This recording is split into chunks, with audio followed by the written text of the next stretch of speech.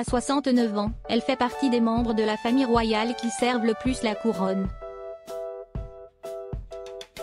Mais la princesse Anne, fille unique d'Élisabeth II, a aussi été jeune. Alors que la troisième saison de The Crown, diffusée sur Netflix ce 17 novembre, va s'attarder sur ses premières amours, un éditorialiste du Daily Mail dresse la longue liste de ses conquêtes. Une princesse consumée par les feux de la passion.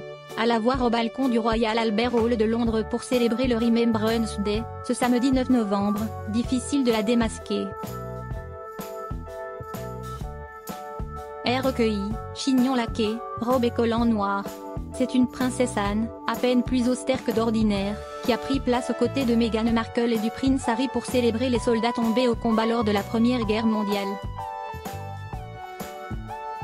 À 69 ans, l'unique fille d'Élisabeth II, membre de la famille royale autant réputée pour sa sévérité que pour son ardeur au travail, ne cherche plus à plaire. Le devoir, avant tout. Quoique point diffusé à partir du 17 novembre sur Netflix, la troisième saison de The Crown va réveiller des souvenirs embarrassants. Axée sur les péripéties de la famille royale de la fin des années 60 au milieu des années 70, la série ne va pas seulement se concentrer sur les atermoiements amoureux d'Élisabeth II ou le début de l'histoire d'amour entre le prince Charles et Camilla Parker Bowles. Incarnée par l'actrice Erin Doherty, la princesse Anne est également présentée comme une jeune femme très libérée. Elle n'a jamais été une fille ordinaire comme elle a tenté de le faire croire par la suite. C'est une scène de The Crown qui offre au Daily Mail l'opportunité de rappeler ses jeunes années mouvementées sur le plan sentimental. Le quotidien rapporte en effet une audace de la série Netflix, qui donne à voir Anne, à peine vêtue d'un ensemble de lingerie noire, après une étreinte très physique avec Andrew Parker Bowles, futur mari de Camilla. C'était chouette, sont les mots prononcés par son interprète, Erin Doherty, avant que les draps du couple se froissent à nouveau. Pure fiction? Si les dialogues de la série The Crown sont une extrapolation assumée par son créateur Peter Morgan, celui-ci insiste sur la véracité des faits. Et oui, la sœur cadette du prince Charles a bien entretenu une courte liaison avec celui qui n'était pas encore marié à Camilla. Point des sportifs, des fils de, des héritiers. Fut-il le seul?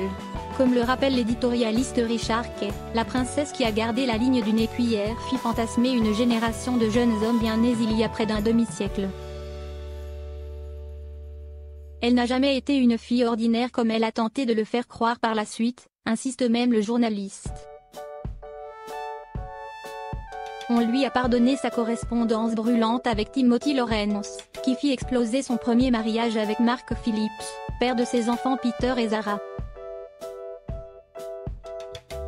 Richard Kay déroule la longue liste des amants de celle qui avait une bouche de séductrice pour le réalisateur Tony Palmer. Son premier béguin, alors qu'elle n'a pas encore 20 ans, Gerald Ward, un vigoureux officier de cavalerie qui deviendra plus tard le parrain du prix Nossari. Il ne s'agit que d'une entrée en matière.